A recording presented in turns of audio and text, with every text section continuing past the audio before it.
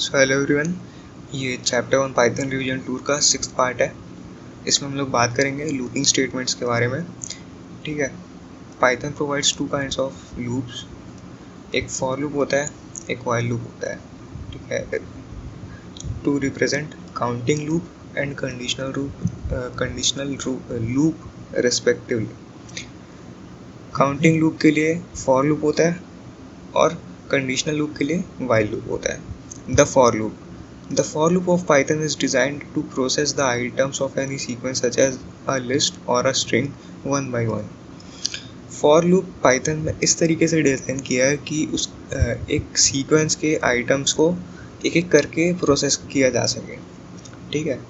The general form of for loop, ठीक है, ये सबसे पहले एक फॉर कीवर्ड डालते हैं, फिर एक वेरिएबल डालते हैं, फिर इन नाम का कीवर्ड डालते हैं, उसके बाद में सीक्वेंस डालते हैं जिसके आइटम्स को हम लोग को प्रोसेस करना है, उसके बाद एक कोलन, उसके बाद इंडेंट के साथ में स्टेटमेंट्स जिसको हम लोग को रिपीट करनी है। ठीक है, एक एग्जांपल देखते हैं। फॉर कीवर्ड लिया, एक एलिमेंट नाम का वेरिएबल लिया, फिर इन कीवर्ड डाला, फिर एक सीक्वेंस है जिसमें 4 एलिमेंट्स है 10, 15, 20, 25, एक कोलन लगा दिया आखिरी में, फिर इंडेंट के साथ में एक प्रिंट स्टेटमेंट दी, element +2 comma and equals to एक स्पेस। तो जब हम लोग इसको रन करेंगे तो सबसे पहले 10 आएगा। ठीक है, 10 आइटम आएगा, तो 10 को 2 से ऐड करेंगे, उसके बाद में ये प्रिंट होएगा, 12 प्रिंट हुआ, उसके साथ में एक स्पेस आया। बाय डिफ़ॉल्ट एंड में, मतलब एंड की वैल्यू होती है \n, जो कि एक न्यू लाइन कैरेक्टर होता है, इसलिए हर बार जब प्रिंट स्टेटमेंट्स आएंगे तो नए नए लाइन में प्रिंट होंगे, पर हम लोगों ने यहाँ पे चेंज कर दिया, जैसे कि हम लोगों ने पिछली वीडियो में पढ़ा था। ठीक है, फिर यहाँ पे 17 आएगा जब 15 रन होगा, फिर जब 15 आएगा, और वैसे ही 22 जब 20 आएगा तब 22 उसका आउटपुट होगा, और 25 जब यहाँ पे एलिमेंट का वैल्यू होगा तो 25 प्रिंट हो जाएगा, 27 प्रिंट हो जाएगा। ठीक है। The above given for loop executes a sequence of statements for each of the elements of given sequence 10, 15, 20, 25. तो ये जो ऊपर वाला for loop था, ये एग्जीक्यूट करता है एक सीक्वेंस ऑफ स्टेटमेंट्स, एक स्टेट जो अगर यहाँ पे हम लोगों ने और कुछ स्टेटमेंट्स दिए होते हैं तो वो भी एग्जीक्यूट होती हर एलिमेंट्स के लिए। ठीक है, ये वाली सीक्वेंस के लिए या ये वाली सीक्वेंस के लिए दोनों एक ही है। टू कीप द काउंट, अगर मतलब काउंट रखने के लिए कि भाई कौन सा वाला एलिमेंट हो रहा है अभी, it uses a control variable. ठीक है, एक कंट्रोल वेरिएबल यूज़ किया जाता है, इस केस में वो एलिमेंट है। ठीक है, ये एलिमेंट नाम का वेरिएबल हम लोग यूज़ किया ताकि हम लोग उसको मतलब देख सके कि भाई कौन सा क्या चीज़ उसमें इटरेशन में जा रही है। ठीक है, in that takes a different value on each iteration. मतलब ये वेरिएबल ऐसा है कि हर बार जब इटरेशन होगी या फिर लूपिंग होगी या रिपीटिशन होगी तो हर बार एक अलग वैल्यू आएगी। अलग वैल्यू इन द सेंस, पहले ये आएगा फिर ये आएगा, मतलब सीक्वेंस में एक एक आइटम करके एक एक करके आएंगे। ठीक है, firstly value 10, then the next value of sequence 15, then 20, lastly 25। मतलब सीक्वेंस में पहले 10 आएगा, उसके बाद 15 आएगा, फिर 20 आएगा, फिर 25 आएगा। ठीक है। द रेंज बेस्ड फॉर, एक रेंज नाम का फंक्शन होता है पाइथन में जो कि बहुत हेल्पफुल है। ठीक है, for number based list you can specify range function to represent a list as in. ठीक है, एक नंबर बेस्ड लिस्ट आपको अगर चाहिए तो एक रेंज नाम का फंक्शन है हमारे पास पाइथन में जो कि एक लिस्ट को रिप्रेजेंट कर सकता है। ठीक है, यहाँ पे एक फॉर लूप यूज़ किया, for val in range 3 to 18। ठीक है, आगे इसके आर्ग्यूमेंट्स के बारे में पढ़ते हैं अपन। यहाँ पे प्रिंट करेगा सिर्फ वैल्यू को, ज़्यादा कुछ नहीं कर रहा है। In the above loop range 3,18 will first generate a list. सबसे पहले एक लिस्ट जनरेट होगी 3 से लेके 17 तक। आगे समझाता हूँ क्यों। With which for loop will work, जिसके साथ में फॉर लूप वर्क करेगा। You need to define loop variable well above before and in a for loop. सबसे पहले आपको एक वेरिएबल वेरिएबल बतानी पड़ेगी फॉर लूप चलाने से पहले, ठीक है। As mentioned, a range produces an integer number sequence. Range function एक इंटीजर नंबर सीक्वेंस जनरेट करता है। There are 3 ways to define a range, ठीक है। सबसे पहले एक रेंज स्टॉप, सिर्फ एक आर्ग्यूमेंट देंगे। अगर मान लो अगर 5 देते हैं तो वो स्टार्ट करेगा 0 से और वो एंड करेगा स्टॉप -1। हमारे केस में 5 - 1 यानी कि 4, और हर बार इंक्रीमेंट करेगा 1 से, ठीक है। यानी कि ये रेंज फंक्शन हम लोगों को एक लिस्ट देगा जिसमें 0, 1, 2, 3, 4 ये 5 एलिमेंट्स होंगे। फिर आता है रेंज स्टार्ट टू स्टॉप, ठीक है। इसमें स्टार्ट करेगा स्टार्ट नाम का जो भी हम लोगों ने आर्ग्यूमेंट दिया है, और स्टॉप करेगा उस स्टॉप नाम के आर्ग्यूमेंट के एक माइनस करके, और इंक्रीमेंट करेगा 1 से। जैसे कि अगर हम यहाँ पे देखें 3 से 18, तो 3 से लेके 17 तक गया, यानी कि 18 - 1 तक गया, और हर बार 1 से इंक्रीमेंट किया। फिर आता है रेंज स्टार्ट स्टॉप स्टेप, ठीक है। ये भी अच्छा काम आता है, और ठीक है आगे देखते हैं। स्टार्ट से स्टार्ट होगा, स्टॉप -1 पे एंड होगा, और इंक्रीमेंट करेगा स्टेप से, ठीक है। इसके कुछ एग्जांपल्स हैं यहाँ पे, ठीक है। The start value is always part of the range, the stop value is never part of the range, the step shows the difference between two consecutive values in the range। मतलब यहाँ पे बोल रहा है कि the start value है वो हमेशा ही रेंज का पार्ट होता है, और stop value है वो कभी भी रेंज का पार्ट नहीं होता है। मतलब कि जैसे यहाँ पे 5 और 12 है ना, तो ये 5 में 5 आएगा, लेकिन 12 में जो 12 है 12 नहीं आएगा हमारे रेंज में, ठीक है। If start value is omitted, it's supposed to be 0, ठीक है। अगर हम लोगों ने स्टार्ट वैल्यू नहीं दिया तो वो 0 मान के आगे काम करेगा। If the step is omitted, it is supposed to be 1, और अगर हम लोगों ने वो स्टेप नहीं दिया तो वो 1 मान के आगे काम करेगा, ठीक है। कुछ एग्जांपल्स देखते हैं। जैसे ये रेंज 7, यानी कि हम लोगों ने स्टॉप आर्ग्यूमेंट दिया है, इसलिए ये 0 से स्टार्ट होगा और 1 से इंक्रीमेंट होगा, और 0, 1, 2, 3, 4, 5, 6 ये एक लिस्ट दे देगा हम लोग को। वैसे ही 5, 12, तो ये 5 से लेके 11 तक की लिस्ट देगा, आइटम्स की लिस्ट देगा। 5, 13, 2, तो यहाँ पे स्टेप की वैल्यू 2 हो गई, इसलिए कि हर वो एलिमेंट देगा एक एक छोड़ के, ठीक है। जैसे कि 5, फिर 7, फिर 9, फिर 11, ठीक है। फिर यहाँ पे देख सकते हैं जैसे रेंज 10,4 दिया है, तो भाई आप 10 के बाद में 4 पे कैसे जाओगे। यहाँ पे स्टेप की फंक्शन है 1, मतलब स्टेप का वैल्यू है 1, तो 10 के बाद में हमारे रेंज में 11 आना चाहिए था, पर यहाँ पर हम लोगों ने स्टॉप की वैल्यू 4 दी है।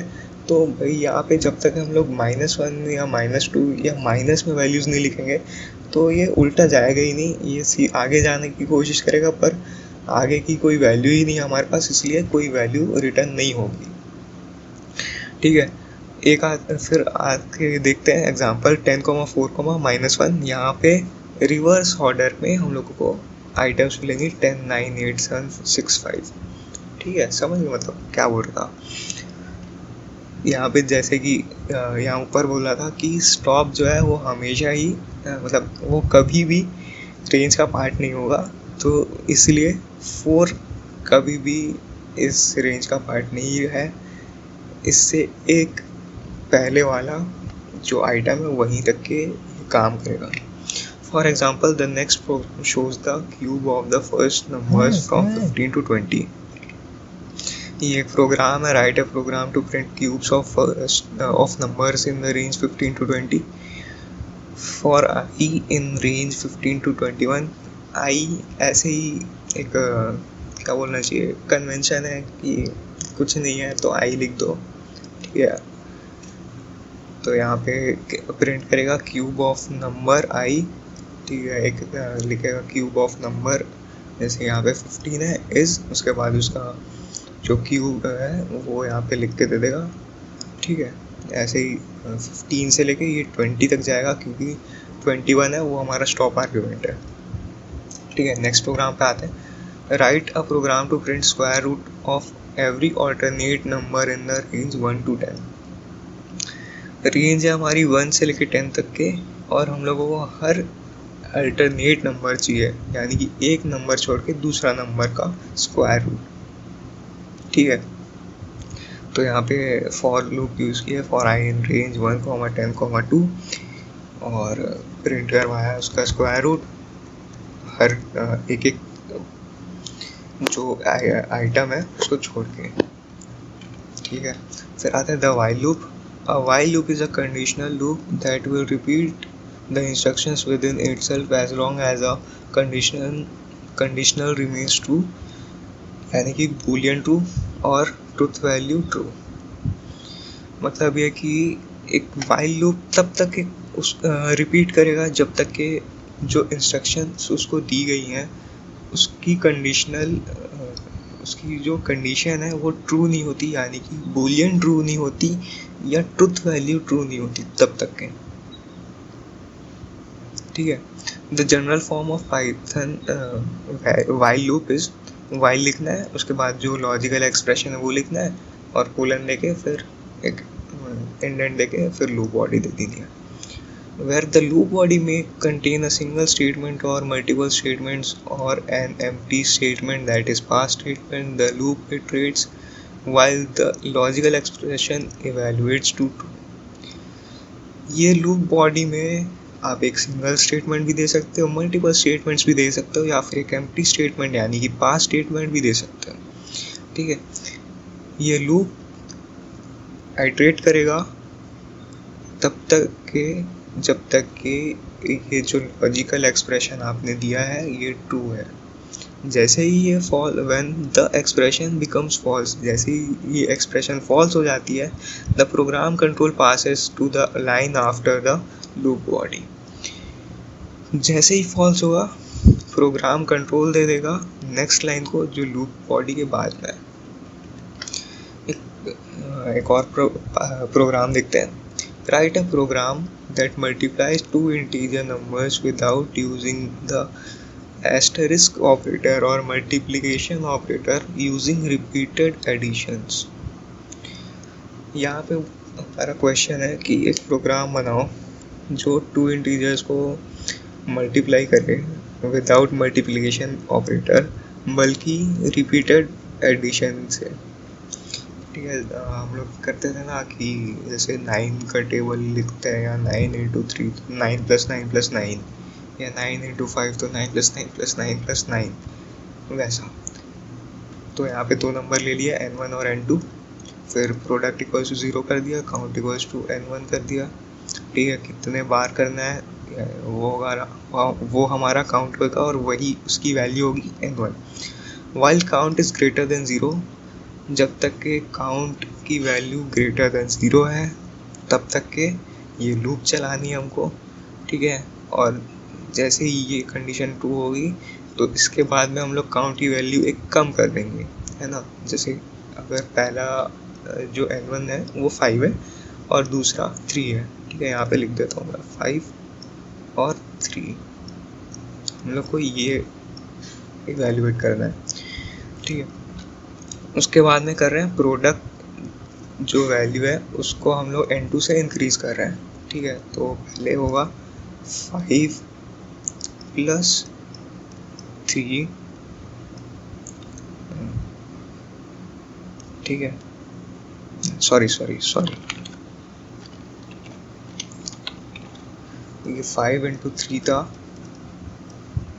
तो यहाँ पे लिखे 3, ठीक है, 0 था, 0 प्लस 3, उसके बाद में काउंट की वैल्यू हम लोगों ने कम कर दी, 5 से 4 हो गई, यहाँ पे 4 ग्रेटर देन 0, तो ये प्लस 3 करेगा, फिर जो काउंट की वैल्यू है वो 3 हो जाएगी, फिर 3 करेगा, फिर काउंट की वैल्यू 2 हो जाएगी, फिर 3 करेगा, फिर काउंट की वैल्यू 1 हो जाएगी, फिर 3 हो जाएगा, और उसके बाद में काउंट की वैल्यू 0 हो जाएगी और ये कंडीशन फॉल्स हो जाएगी। तो इसलिए ये प्रिंट करेगा the product of n1 and n2 is product, यानी कि यहाँ पे हमारे केस में ये जो प्रोडक्ट है 5 एंड 3 का वो कर देगा इक्वल्स टू कर देते हैं ऐसे 15, ठीक है। राइटिंग पे मत जाना, राइटिंग अच्छी नहीं आ रही है क्योंकि मैं माउस यूज़ कर रहा हूँ, ठीक है। In general the while loop is used when it is not possible to know in advance how many times the loop will be executed. Generally हम लोग while loop को तब यूज़ करते हैं जब हम लोग को पता नहीं होता है कि ये लूप कितने बार एग्जीक्यूट होना चाहिए या कितने बार एग्जीक्यूट होगा, but the termination condition is known, पर हम लोग को पता होता है कि इसको हम लोग को कब टर्मिनेट करना है, ठीक है। मतलब ये नहीं पता कि कितने बार चलाना है, पर हाँ पता है कि इसको कब एंड करना है। The while loop is an entry control loop as it has a control over entry in the loop in the form of test condition. तो जो while loop है इसमें मतलब ये एक एंट्री कंट्रोल लूप है कि ये कंट्रोल करता है हर एंट्री को, ठीक है, in the loop in the form of test condition. मतलब जो टेस्ट कंडीशन है ना उसमें ये चेक कर लेता है और कंट्रोल कर लेता है हर उस एंट्री को while लूप के अंदर, ठीक है। फिर आता है jump statements, break and continue. Python offers two jump statements, break and continue, to be used within loops to jump out of loop interactions. ठीक है, दो जंप स्टेटमेंट्स होते हैं, ये हम लोग लूप्स में यूज़ करते हैं। The break statement, a break statement terminates the very loop it lies within. Execution resumes at the statement immediately following the body of the terminated statement. अब जो ब्रेक स्टेटमेंट है ना वो टर्मिनेट कर देता है उस लूप को जिसमें ब्रेक स्टेटमेंट डाला गया है, ठीक है, और उसकी एग्जीक्यूशन रिज्यूम हो जाती है जस्ट उसके बाद वाला, मतलब जहाँ पे हम लोग ब्रेक लिखा है ना उसके जस्ट बाद वाले लूप में वो कंटिन्यू हो जाता है, ठीक है। अब break statement skips the rest of the loop and jumps over to the statement following the loop. मतलब वही कि जो लूप रहता है उसको छोड़ देता है और उसके बाद में इस लूप के बाद में जो भी स्टेटमेंट होता है ना इस लूप के बाद में इसके मतलब ब्रेक स्टेटमेंट के बाद में नहीं, ये इसके लूप के बाद में जाता है, ठीक है। आगे the following figure explains the working of a break statement, ठीक है। देखते हैं, जैसे कि वाइल लूप यूज़ करें, एक टेस्ट कंडीशन डाली हम लोगों ने, एक स्टेटमेंट डाला, इफ़ कंडीशन यूज़ किया, ठीक है, और जब यहाँ पे ब्रेक है, ये ब्रेक जैसे ही आया तो ये पूरा का पूरा जो वाइल लूप है उसको छोड़ देगा। यहाँ पे अगर कंडीशन सेटिस्फाई हो जाती है तो ये वाला लाइन एग्जीक्यूट नहीं करेगा और इस लाइन को एग्जीक्यूट कर देगा सीधे से। सेम टू सेम हाल है फॉर लूप के लिए, ठीक है। जैसे ही ये कंडीशन सेटिस्फाई हुई तो ये दोनों स्टेटमेंट्स एग्जीक्यूट नहीं होंगे बल्कि ये वाली स्टेटमेंट एग्जीक्यूट होंगी, ठीक, समझ गए। फिर the following code fragment gives you an example of a break statement. A equals to b equals to c, पहले तीन वेरिएबल्स को 0 की वैल्यू दे दी, फिर फॉर आई इन रेंज 1 से 11 ये 10 बार लूप चलेगी। फिर ए और बी नाम का दो इंटीजर टाइप का इनपुट ले लिया, फिर अगर b की वैल्यू 0 है तो पाई प्रिंट करा देंगे डिवीजन बाय 0 अबॉर्टिंग, मतलब भाई 0 से आप किसी को डिवाइड करोगे, है ना। तो इसलिए हम लोग अबॉर्ट कर दे रहे हैं यहाँ पे, जो हमारा मिशन है वो अबॉर्ट हो रहा है। ठीक है, यहाँ पे ब्रेक लगा दिया तो ये वाला चीज़ कुछ भी चेक नहीं होगा, सीधे से प्रिंट करेगा प्रोग्राम। और अगर ये कंडीशन सेटिस्फाई नहीं होती, b इक्वल्स टू 0 नहीं होता है, तो फिर चेक करेगा मतलब फिर c की वैल्यू देगा a बाई बी, और उसके बाद क्वेश्चन दे देगा। क्वेश्चन मतलब जो भी c की वैल्यू आएगी वो दे देगा। ठीक है, the above code fragment intends to divide 10 pairs of numbers by inputting two numbers and a and b in each iteration। मतलब ये कि जो ये ऊपर वाला कोड था ना, इसमें 10 पेयर ऑफ नंबर को इनपुट करा के उसको डिवाइड करके देखते थे। ठीक है, if the number b is 0 the loop is immediately terminated, displaying the message display by 0 aborting, otherwise the numbers are repeatedly input and their questions are displayed।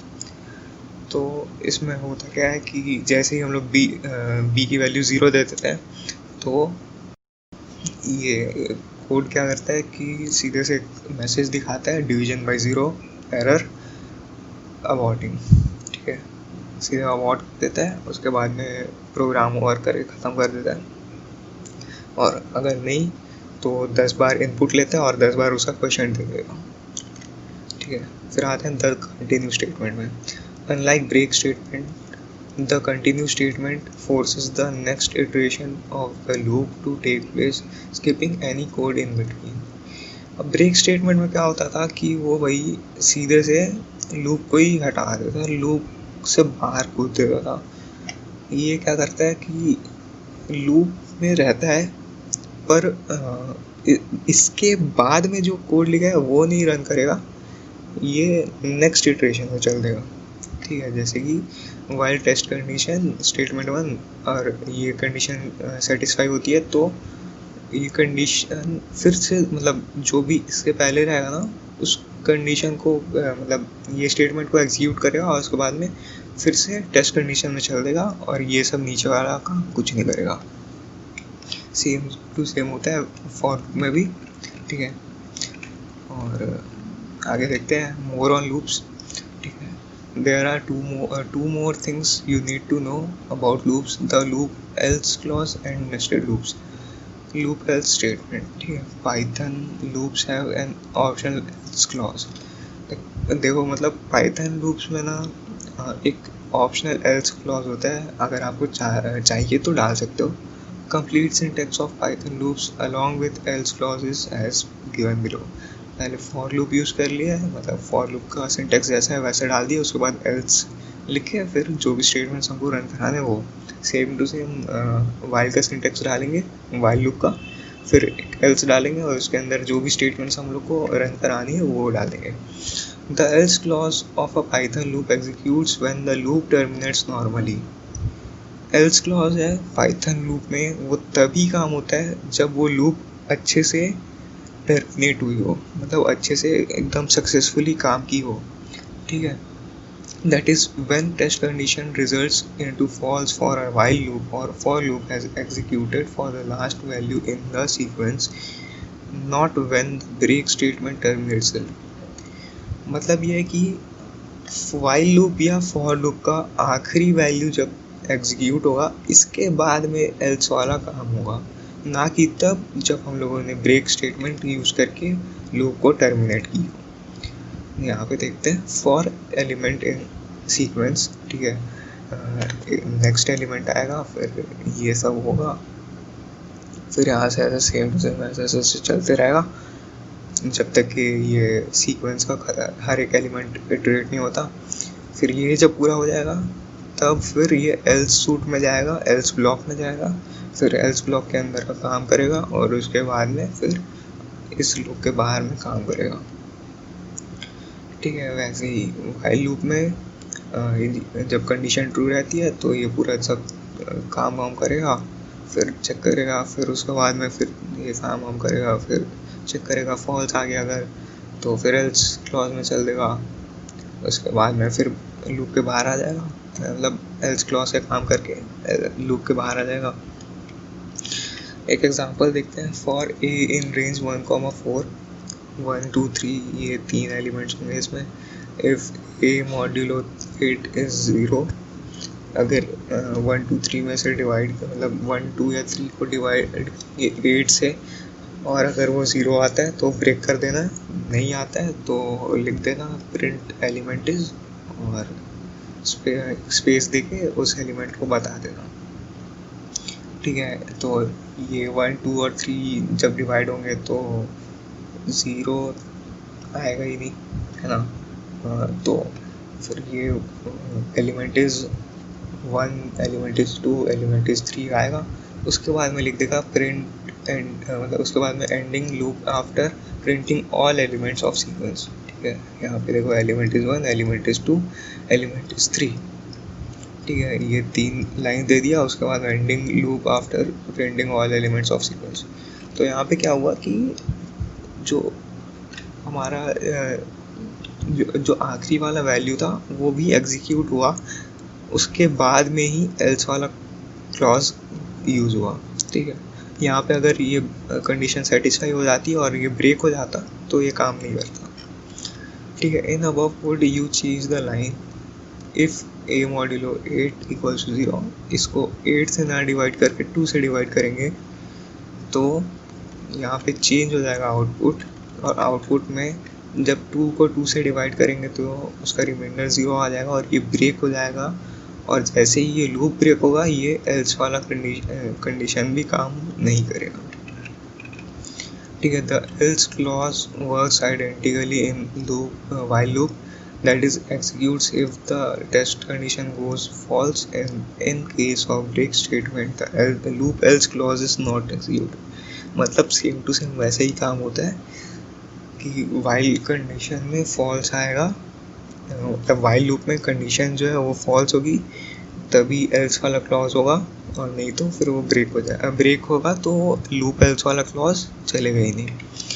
ठीक है, फिर नेस्टेड लूप्स में आते हैं हम लोग। तो अ लूप में contain another loop in its body, जैसे हम लोग नेस्टेड इफ्स यूज़ किया था ना कि एक इफ़ के अंदर एक इफ़ मतलब दूसरा इफ़, वैसे ही एक लूप के अंदर दूसरा लूप यूज़ कर सकते हैं।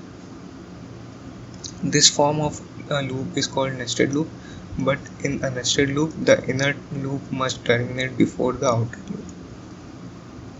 इसमें बोल रहे हैं कि भैया जो इनर लूप है वो पहले टर्मिनेट होनी चाहिए आउटर लूप के टर्मिनेट होने से पहले। ठीक है, यहाँ पे एक एग्जांपल है for I in range 1 to 6, इसके अंदर में एक और लूप चला रहे हैं nested loop for J in range 1 to i, मतलब यहाँ पे आई जितने भी बार हुआ उतने बार, फिर उसके बाद में ये प्रिंट कर देना एक स्टार और उसके बाद में एक स्पेस। ठीक है, in a nested loops a break statement will terminate the very loop it appears in, that is if break statement is inside the inner loop then only the inner loop will terminate and outer loop will continue, if however the break statement is in outer loop the outer loop will terminate। तो इसमें बोल रहा है कि break statement अगर हम लोग inner loop के अंदर डालेंगे तो इनर लूप टर्मिनेट होगा और आउटर लूप चलते रहेगा, मतलब आउटर लूप का दूसरा आइटम आएगा। और अगर हम लोगों ने आउटर लूप में ब्रेक डाला है तो आउटर लूप टर्मिनेट हो जाएगा। ठीक है, तो फिर ये चैप्टर ख़त्म होता है और ये आखिरी वीडियो था हमारे चैप्टर 1 का। ठीक है, इसके बाद चैप्टर 2 आएगा और ये क्वेश्चन आंसर का बाद में देखते हैं, अलग वीडियो बनाएंगे। ठीक है, तब तक के लिए चलते हैं, वीडियो को शेयर कर देना।